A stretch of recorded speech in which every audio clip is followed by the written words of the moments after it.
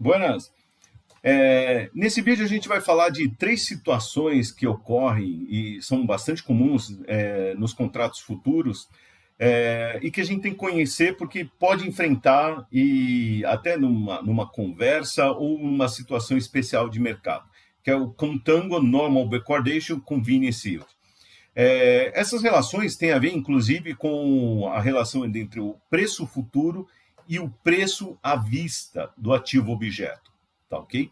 E por isso esse tipo de relação tem que estar sempre na cabeça da gente e a gente tem que observar porque os mercados têm comportamentos diferentes e com isso pode surgir desequilíbrios de preço e até oportunidades de arbitragem, além de implicações na hora de fazer, por exemplo, um hedge de um determinado ativo, tá ok? Então, vamos lá conversar sobre ela? Primeiramente, a gente vai definir aqui duas coisas. F0 é o preço futuro, é o preço do contrato futuro, ou seja, o contrato para entrega futura, liquidação futura, tá ok? Então, esse aqui é o preço do derivativo. E a gente tem aqui o preço do contrato futuro hoje, e a gente tem S0, o preço do ativo objeto, pode ser moeda, alguma commodity, como soja, por exemplo, o preço do ativo objeto à vista, ou seja, para entrega imediata, tá ok? Então, você paga e já leva. Então, tá aqui. F0 é o preço do contrato futuro hoje. E a gente também tem o FT, é o preço do contrato futuro em alguma data qualquer. E S0 é o preço do ativo objeto à vista e ST é o preço do ativo objeto em uma data qualquer. Tá ok? Muito bom. E aí a gente tem a seguinte situação. A gente tem o prazo do contrato futuro, ele tem um prazo de vencimento. Então, T é a data de vencimento do contrato futuro, tá? Porque o ativo à vista, a princípio, não tem data de vencimento, a menos que seja algum ativo que tenha esse tipo de característica, como um título renda fixa, por exemplo, mas a princípio não vamos entrar nisso. Então, tem a data de vencimento do contrato futuro. Contrato futuro. Pronto, escrever certinho aqui. Muito bem. Então, sabendo isso daqui, eu tenho FT, é o contrato futuro, ou o preço do contrato futuro no vencimento, na data de vencimento. Tá? E a outra definição é esta daqui. EST, que é o preço esperado do ativo objeto no vencimento, na data de vencimento. Objeto no vencimento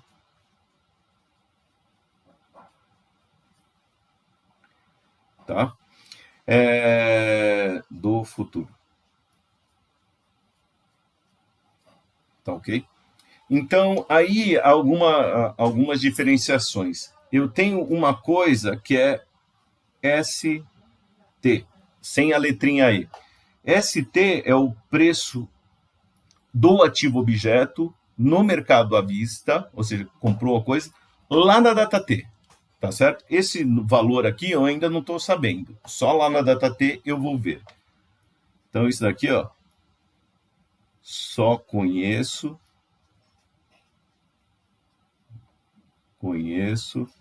ou só conhecerei na data T. Tá joia? Que é a data de vencimento. O preço futuro no vencimento também só vou conhecer na data T. Então, esse aqui também só conheço na data T. Tá? Então, essa outra característica aqui na data T.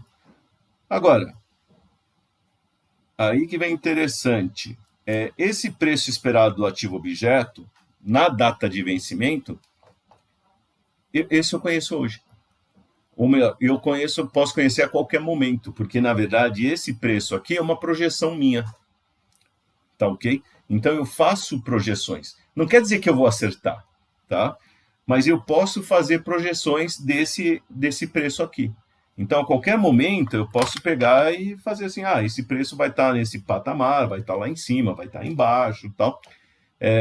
Isso a gente pode fazer projeções tranquilamente. Tá joia? Então, entendam essas diferenças aqui.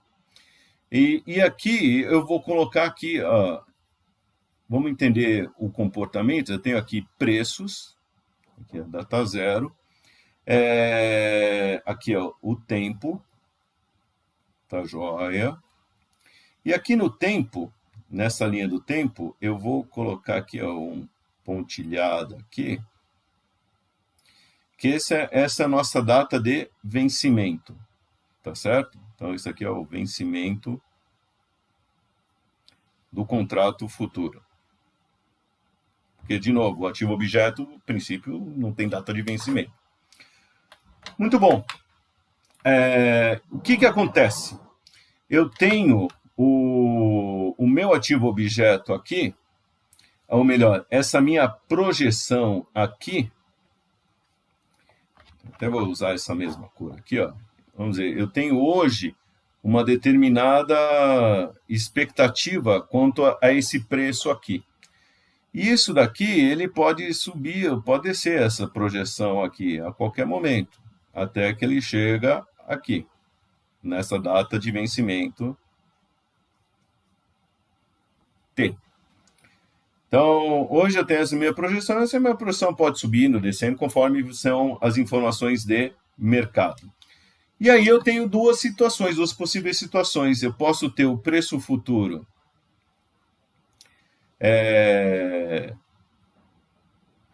que aqui, ó, ele vai chegando aqui, ele vai variando. Então, a qualquer momento, eu posso comparar a distância entre o preço futuro em um determinado momento, uma determinada, e a minha expectativa quanto ao futuro.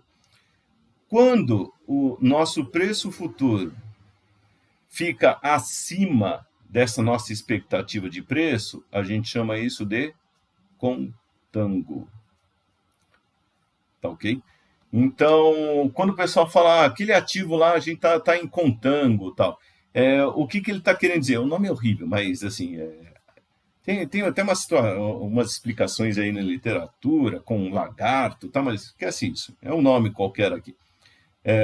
Muito bom. Quando o preço do futuro está acima desse preço esperado, a gente chama contango. Então, quando alguém fala isso, quer dizer que o preço futuro, quando você calcula, compara com a expectativa quanto ao futuro, do preço do ativo à vista, está maior. E a gente tem a convergência. Então, o preço futuro converge com o preço esperado aqui na data de vencimento. Então, a gente tem essa convergência. Tá joia? Então, a gente tem essa situação aqui, que o preço futuro no vencimento é igual ao preço à vista na data de vencimento. Tá joia? E esse esperado também vai ficar igual à vista, já que a gente chegou na data de vencimento. Por outro lado, posso encontrar um outro ativo objeto que tem essa situação. Então, é outro ativo, tá certo? Ou pode ser o ativo objeto em outro cenário de mercado, onde isso daqui vai ficando abaixo, tal, mas aos poucos vai convergindo. Então, quando o preço do ativo fica abaixo aqui desse preço esperado, a gente chama isso de normal. Esse nome enorme aqui, backwardation. Então, essa é a expressão que é para designar essa situação de mercado, onde o preço do ativo, do preço futuro, ele fica abaixo do preço esperado desse ativo objeto. Tá ok? Então, você tem essas relações em função, inclusive, de custos de carregamento, que lembra que é a forma que a gente usa para chegar em preço futuro. A estratégia para chegar num preço futuro, vou colocar até aqui, então, o preço futuro hoje, ele é dado da seguinte maneira, e usando aqui a forma contínua, é o preço à vista vezes o E, que seria o equivalente a 1 mais a taxa, elevado a um custo de carregamento. Então, custo de carregamento vezes o prazo de vencimento.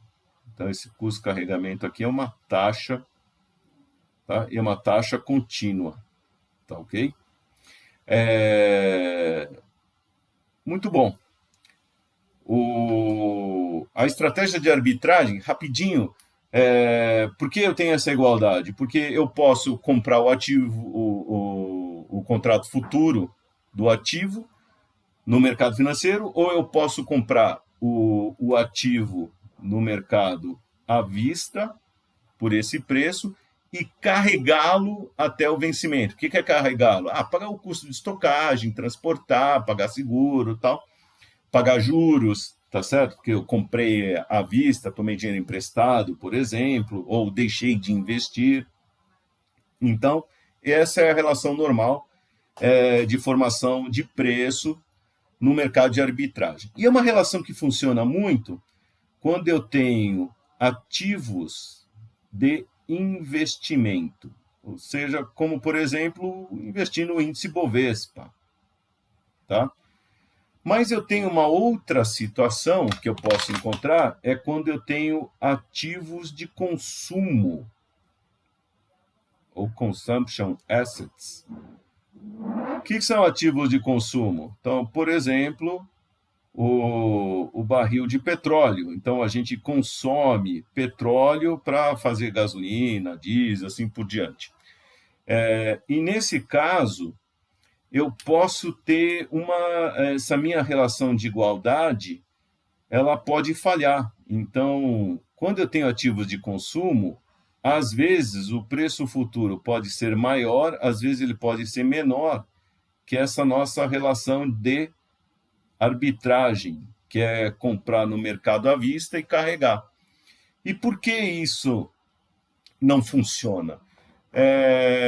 Porque, às vezes, existe a conveniência de você ter aquele ativo objeto, tá certo? Então, aqui existe a questão de você ter aquele ativo objeto vale mais. Então, é precioso ter esse tipo de consumo, porque o povo quer consumir aquilo. Índice Bovespa, por exemplo, não tem limite ali. Pode criar quantos contratos você quiser, tá certo? Pode conversar com um amigo seu e fazer um contrato a termo, no caso, de índice Bovespa. Tá? Então, índices de ações, a gente pode não tem limite. Agora, barril de petróleo, aí tudo bem, pode fazer e tal. Não tem limitação? Não, mas às vezes as pessoas querem ter aquele ativo. Então, puxa, está tendo uma guerra lá no Golfo, está tendo algum problema. Então, quem tem o ativo objeto está tendo uma vantagem e desequilibra essa relação. Às vezes, como a gente viu em abril de 2020, por causa da pandemia, ter o ativo objeto era ruim. Então, por exemplo, o petróleo lá de Oklahoma, ali, Texas, o WTI, os estoques estavam no máximo, não tinha, a produção não parava e não conseguia parar na velocidade que deveria, então o preço do futuro ficou, inclusive, negativo. Tem um vídeo nosso explicando isso. Então, às vezes, é conveniente, às vezes é inconveniente de ter o ativo objeto. Para ajustar essa relação, é que se cria um fator tá ok? Que a gente calcula da seguinte maneira. Então, ele é, na verdade, um fator criado artificialmente, tá? Que é o convenience yield. Então, colocando aqui, ó, menos y. E ele é calculado artificialmente mesmo, tá, pessoal? Então, essa é uma taxa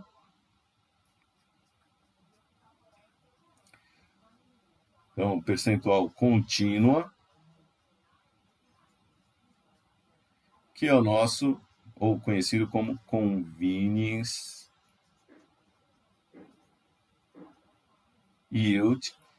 E é a taxa que a gente extrai justamente o quê? Que iguala a relação aqui entre o preço futuro e o ativo, considerando o ativo objeto, considerando o custo de carregamento, que é normalmente que se usa para ativos de investimento ou nas relações tradicionais ou normais de arbitragem para formar o preço futuro. Tá bom? E se monitora esse convenience justamente para ver como que está vamos dizer, se há algum problema dentro desse mercado aqui, desse ativo de consumo. Em ativos de investimento não costuma acontecer isso daí, mas em ativos de consumo, principalmente commodities, soja, petróleo, tá ok? Aí a gente vai ver isso com uma certa frequência e a gente estima a ele ajustando dessa maneira, tá ok? Ele é importante porque muitas vezes, se você não souber dessa existência, desse convenience, você vai estar fazendo negócios e pode estar perdendo dinheiro, ou estar fazendo um hedge da maneira errada, não protegendo de toda aquela produção, aquele consumo que você está querendo, tá bom? Muito bem, pessoal. Esses são 3 conceitos simples até, mas assim que às vezes gera confusão, mas é importante saber até na hora de conversar, vai negociar, vai tentar interpretar um preço ou formar um preço. E são detalhes que existem aí no mercado futuro que tem que conhecer para quem quer participar mais deles, tá bom? Até a próxima, até mais.